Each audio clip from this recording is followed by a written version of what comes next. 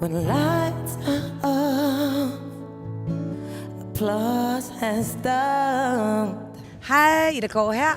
Jeg har lige haft æren af at spille herinde i Dynaudio Studio, som jeg har valgt at kalde det her. Det har været en fantastisk oplevelse, og ja, glædelig smuk og have det skønt. Hello and welcome to Dynaudio Unheard. My name is Christopher and I'm your host. My next guest is no stranger to the studio, with 4 studio albums already. She has also had several chart-topping singles, both nationally and internationally. Ida, thank you so much for taking time out to be here with us. Thank you, thank you. You've just been in the Dynaudio Unheard mobile studio, let's call it what it is. It's a big container. It is. It's a container studio, yeah. How was it?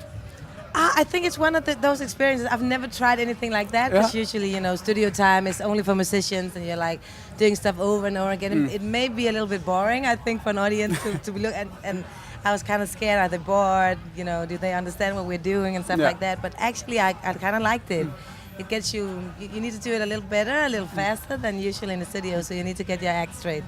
And one of the other artists who went through the studio described it a little bit as being a fish in an aquarium, right? Totally, 100%. Yes, that's the experience. And it is, as I've talked to other artists about, most people when they go in the studio, it's just sweatpants, a t-shirt, and then you do your thing for how long ever you want. Yeah. And here it's so different.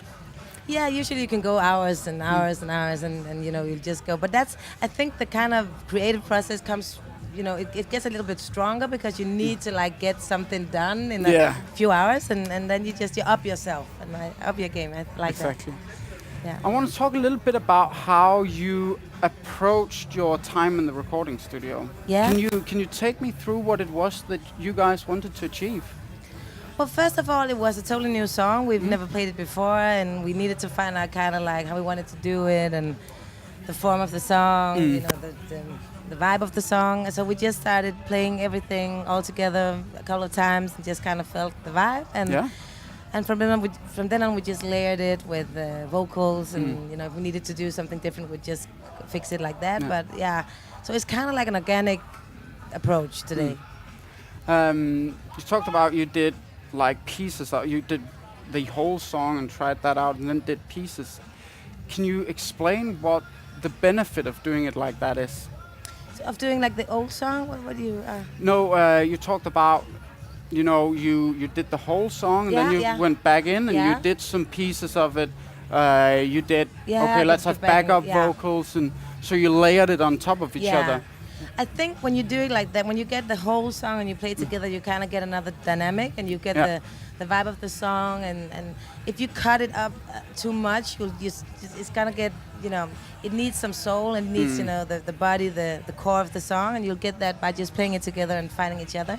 And then you can always layer it with backing vocals and stuff like that, so you don't have to think about the extras while you're doing it. So you can just concentrate on the song as a whole. Mm-hmm. Perfect. What did it take for you to break through with your music? That's a hard question, because breaking through with music is a lot of things. There's a lot of talented people out there who has not broken through, and maybe you never will. And there's a lot of it's a lot of luck, it's a lot of timing, and it's a lot of hard work. So for me, I've played music all my life since I was 6 years old. So I've just done it again and again and again, and I've had the luxury of trying all sorts of different stuff, trying to be the cover band, playing at weddings and stuff like that, and then doing my own solo albums, being in bands. I've kind of tried it all. So I think persistence, timing, luck, and of course a little bit of talent. Of course, you need to have something to give. You talk about persistence. Yeah.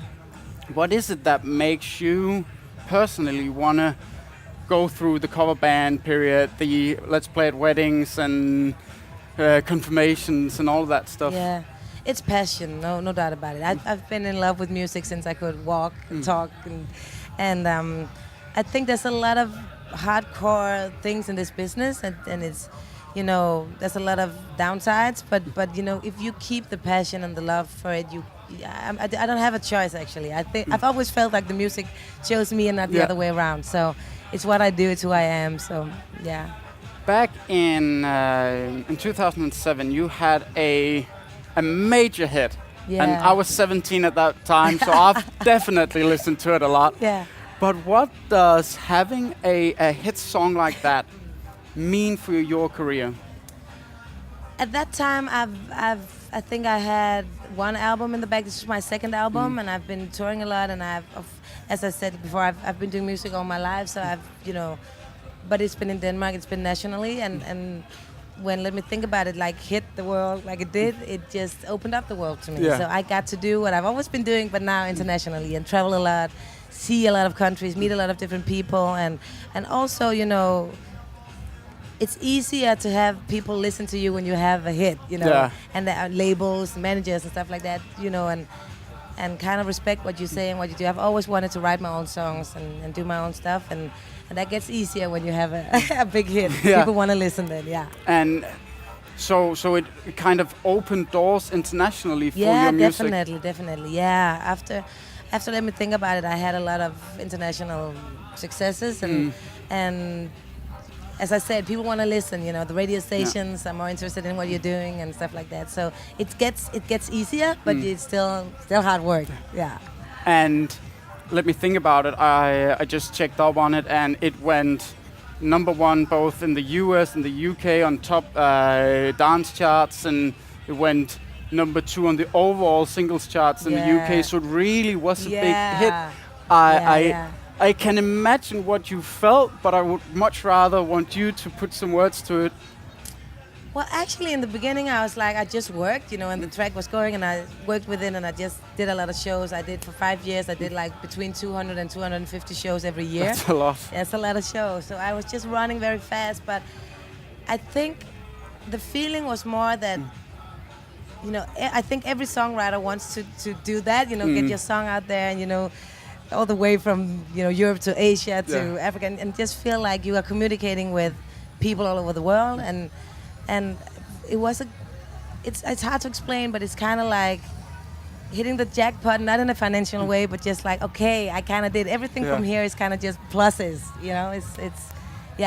it's a big experience, and I'm very grateful. You mentioned that you played, what was it, 200 to 250 shows a year? Every year, yeah. How do you manage that? I have that no sounds idea. Insane. I have no idea, and I would not be able to do it this day.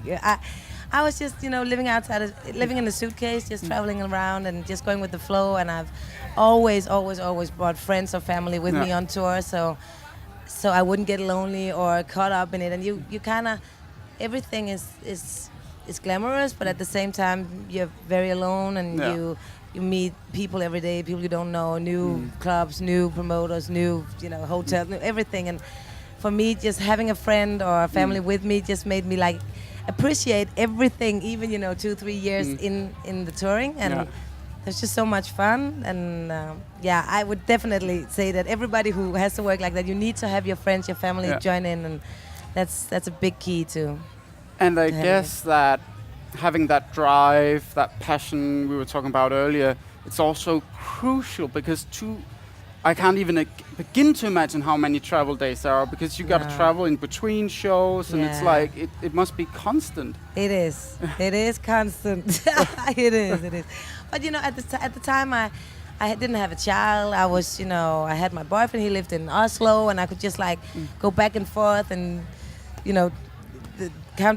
just land in Oslo, say hi to him, travel from there, go to the next place, back to Oslo, then Denmark, pack the new suitcase, going like, it was kind of my life. Yeah. And the fact that I brought family and friends made it kind of like, it's a big experience. You need to go with the flow. You need to feel that when you have the possibility and you have this big chance. And but again, I don't think I could do it today. Actually, I get tired. I don't think that sounds insane. I mean, it kind of is. Yeah. I get tired when I have 10 travel days in a row. Ida, I have one final question. Yeah.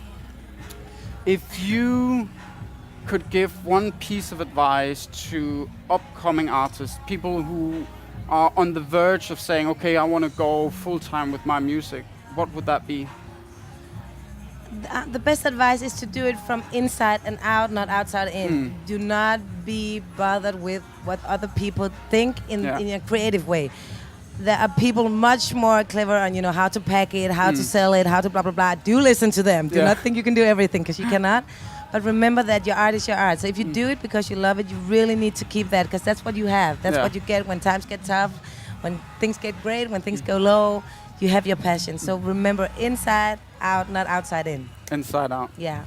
Thank you so much for being here, Ida, and for sharing your music and tips with us. My pleasure. And thank you for watching.